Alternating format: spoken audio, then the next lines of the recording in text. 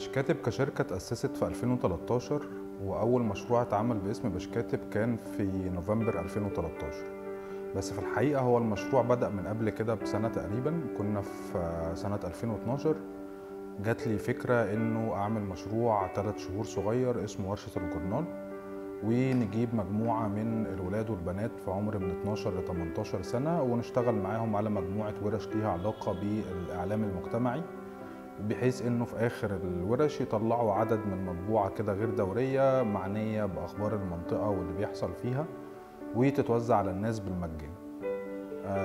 وبالفعل بدأنا التدريبات بالشراكة مع أرض اللواء مساحة فن اللي كانت موجودة في حي أرض اللواء بالجيزة وقتها، وعملنا المشروع. وبعد التدريبات وجهزنا المطبوعة، وكان حفل الإطلاق عبارة عن معرض صور فوتوغرافية للحي من تصوير الولاد والبنات اللي عمرهم من 12 ل 18 سنة واللي شاركوا معانا في المشروع.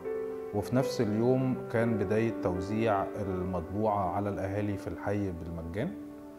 وبعد المشروع ما خلص بأسبوعين 3 كده بدأنا نشوف الأثر الإيجابي الكبير اللي عمله المشروع، سواء على الولاد والبنات نفسهم أو على المنطقة وسكانها. وبناء عليه بدأنا نفكر إنه طب ليه ما نعملش بقى حاجة أكتر من كده.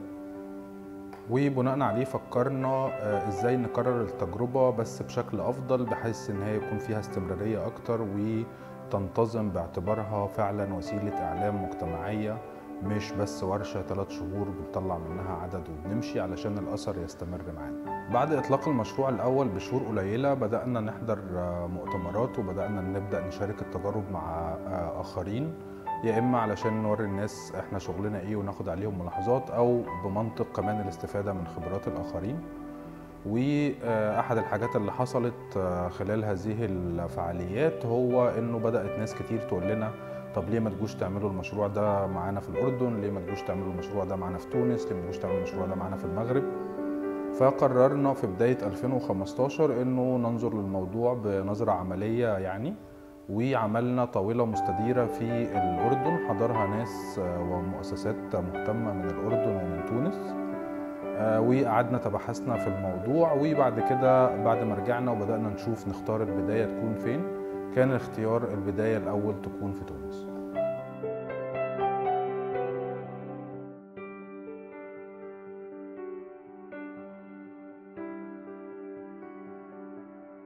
أهم الأسباب اللي شجعتنا للشراكة مع باشكاتب الأهداف المشتركة ما بين جمعيتنا وما بين مؤسسة باشكاتب في العناية بكل ما هو صحافة المواطنة وإعلام القرب، وخاصة تشريك اليافعين في مثل هذه الأنشطة والبرامج. انطلاقة العمل مع باشكاتب كانت فكرة من أستاذ أحمد الهواري، اقترح علينا كجمعية التنمية والإعلام أن نكونوا معناها موجودين في عمل مشترك يجمع مجموعة من اليافعين في إطار صحافة المواطنة وإعلام القرب بمدينة بني خلاد ومنزل مزدلفة. وكانت الانطلاقة معناها من سبتمبر 2019.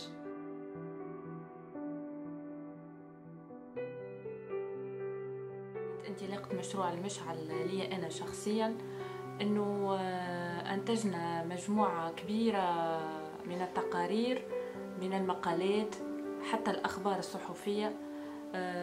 المواضيع اللي اخترناها يعني تم اختيارها بعناية فائقة. المواضيع تهم المواطنين بدرجة أولى. اتطرقنا للإشكاليات ومشكلات عانوا منها المواطنين وحبوا انه يوصلوا صوتهم، ونحن كنا الطرف الفاعل انه وصلنا صوتهم للسلطات المحليه. معناتها نتذكر روحي حتى في المكتب كنا نقراو ديما على ليزارتيكل وعلى الصحافه، كنت معناتها ما نهتمش بها وكانوا يقولوا لي هي خدمه متعبه والكل، وانا ما عنديش اهتمام بها. فمعناتها دخلت في دار الشباب، كنت نشط فيها، تعرفت على مناشطه اسمها ينس طويل. هي معناتها اقترحت عليا وقالت لي اللي فما مشروع يحكي على كذا وكذا وراي باش تزيدك البلوس في حياتك ودرا شنو. فمعناتها انا ما كنتش مهتمه، قلت برا خلينا ندخل معناتها ونشوف شنو باش يصير وشنو الاكتشاف وشنو هي الصحافه اصلا. كي دخلت معناتها دورت لي حاجه اخرى ما كنتش نعرفها، حتى بالي كنت نقرا بكري ومعناتها ونشوف الصحفيين في التلفزه، ما كنتش متخيله هكاكا معناتها اللي فيها برشا تعب وتقعد تكتب برشا حاجات باش من بعد توصل تعمل تقرير وتتعرض لبرشا حاجات. ما كنت في بالي اللي أنا نعرف نصور معناها مع التدريب اللي صار لي في الكاريكاتير، زدت تعرف مهارتي أكثر في الرسم، وديجا وليت أحسن حاجة نحب نعملها، أكثر حاجة نحب نعملها هي الرسم. ما وليت نحكي مع العباد، ما عادش عندي تراكي نحكي مع العباد هكايا. تشارك في كل شيء معناتها أي موضوع معناتها اللي تلقاه يخصها تشارك فيه. شخصيتها معناتها ولات أقوى من اللي كانت قبل، طريقة باهية، تفكر بحكمة، تتصرف بحكمة، ما تتسرعش في كل شيء. أكيد التغيير هذا مهم على الخاطر مرحلة من حياتي، ولا معناتها شخصية جديدة، عندي شخصية قوية معناتها وواثقة في روحي. كنت قبل نحشم حتى كان عندي رأي نقول لها أما غير ما نعطيه.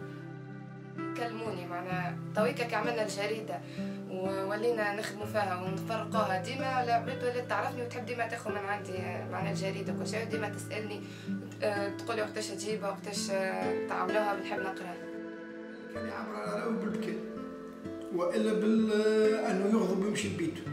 توا يعطي يتكلم يقول هذا شبيك عملت معناتها كل حاجه هذيك انا رافض، معناتها يعبر على الرفض نتاعو والا على القبول نتاعو، معناتها ما عادش يخليها في قلبه. التغيير الأكثر أهمية اللي حدث في ذاتي اللي هو أنا اكتشفت مواهب جديدة ما كنتش نعرفها قبل، زدت طورت في التصوير كاريكاتوري، تصوير فوتوغرافي. والشباب إذا كان ما ياخذش هالأفكار هذه والقيم والمبادئ هذه، وخاصة قيمة التطوع وقيمة أنه يخدم بلاده، ما يتطورش بلاده. الأشخاص المعنيين بالتغيير هذا هما نحن في الدور، منسقة المشروع في الإرشاد، والمديرة في الإدارة، والمدربين في التدريب. أنا ننصح الشباب اللي في عمري الكل أنهم يخوضوا التجارب كي من هكا، خاطرها مهمة في حياتهم الشخصية والعامة وفي قرايتهم. الحاجات اللي تميزها فريق المشروع للشباب اللي يكتب فيه، كلهم الفئة العمرية نتاعهم صغيرة، تشجعك انك تتبعهم وانك تشجعهم، والمحتوى والحجم نتاعها هي حجم صغير مش كما الجرائد الاخرين، تخليك تشجعك انك تقراها وتطلعها وتتبعها. الشباب هذا اللي موجود تو معنا في صحيفة المشعل، كنت نشوف كيف الشباب الكل انا يتعدى يكلموني يا عمي واحد، لكن وقت اللي تعرفت عليهم اكثر ولا هم يقوموا بالمجهودات الجباره هذوما يجوني كل شهر ويسلموني الصحيفه فهمتني، وساعات فهمتني يقولوا لي عم عمر باش تنصحنا باش نعملوا كذا وكذا. الإضافة في المحتوى في طريقة إيصال المعلومة للمواطن والمصداقية. فما قصة تغيير هامة في بنتي لاحظتها من بداية المشروع هذايا. كانت بنتي تحب ياسر اللعب هكاك وديما وحدها في الدار الكلية، من بعد ولات متحمسة كل أسبوع شنو عندكم البرنامج، شنو التدريب اللي باش تعملوه، شنو الموضوع اللي باش تعملوه الجمعة الجاية، شنو الكاريكاتير اللي باش تعملوا، شنو الموضوع اللي باش تحكيوا عليه، شنو وقتاش الاجتماع باش تتقابل هي وصحابها، شنو عندهم جديد، شنو أخبارها جديدة في قرايتها في حياتها، ولا تحس عندها ايفينمون باهي في حياتها. بالنسبة لجريدة المشعل هي الحقيقة اللي هي قريبة من المواطن في مدينة بن خلال وقريبة من النشاط، والفرق بينهم وبين الجرائد الأخرى والأعمال الصحفية الأخرى وأن المشعل كانت معناه تنقل للواقع. أولا فما سرعة نتاع رصد الأحداث، كذلك فما رؤية كبيرة وملتصقة بالواقع نتاع المواطنين. ولا بالفعل وقت اللي تشوف شباب مغرور هو سر النجاح، هو الإصرار والإرادة مهما كان سن الشاب. اليوم وقت اللي شفت منال وليدات ملول ما عطيتش أهمية كبيرة، قلت الناس عندهم نضج وعندهم معناها طريقة ذكية في إلقاء الأسئلة ومتابعة الملفات. الحقيقة بعد التعامل معهم فوجئت مفاجأة صارت، وأنهم ناس تعرف تتعامل بحرفية رغم صغر سنهم سواء كانوا ذكور أو فتيات. الحقيقة عندهم مستوى راقي، يحبوا المعلومة، يحبوا الحلول كذلك. الحقيقة ما فاجئوني بالمستوى العالي وخاصة بصبرهم ودقه الاسئله نتاعهم اللي الحقيقه تخرج منك برشا معطيات وبرشا حلول معناها اللي ممكن تنفع في المستقبل.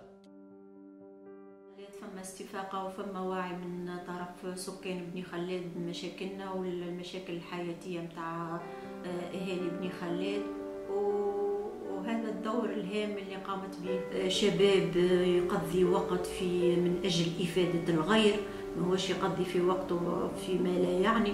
اكثر حاجه تخليني معناها نعتز بشباب المشعل كونه الى جانب دراسته قاعد معناها يفيد في غيره، وبصراحه يقوموا بمجهودات تذكر فتشكر، يعطيهم الف صحه شباب المشعل.